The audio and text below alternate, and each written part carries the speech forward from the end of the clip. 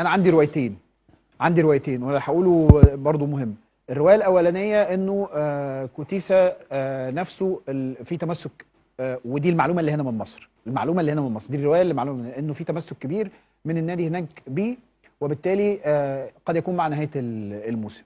وهذه هي الروايه اللي موجوده هنا ومتاحه. طيب الروايه الثانيه دي من مصادرنا الخاصه من النادي نفسه، وانا بقول مصادرنا الخاصه يبقى مصادرنا الخاصه، الناس فاهمه اكيد يعني. النادي نفسه اللي هو النادي السويسري. النادي السويسري. ما علمناه انه هم لا يمنعوا على الاطلاق في بيع اللاعب، وهم منفتحين جدا على بيعه للنادي الاهلي، وانه الامر بالنسبه لهم بزنس وما فيهوش اي مشكله خالص، وانه هم منتظرين انه يروا قرار ورغبه من اللاعب اكيده في الموضوع وهيتحركوا. انا بقول الروايتين علشان خاطر يبقوا عند الناس. هم لازم يا اما يكون عندهم الرغبه لسبب، هو ده اخر 6 شهور في عقده. ايوه، ما انا هقول لك يعني على نقطه بقى مهمه. هو لو ما باعهوش دلوقتي مش هيستفاد منه حاجه في نهايه السيزون هيمشي ببلاش. بين قوسين فايلر لا يتعنت ابدا في هذه الصفقه.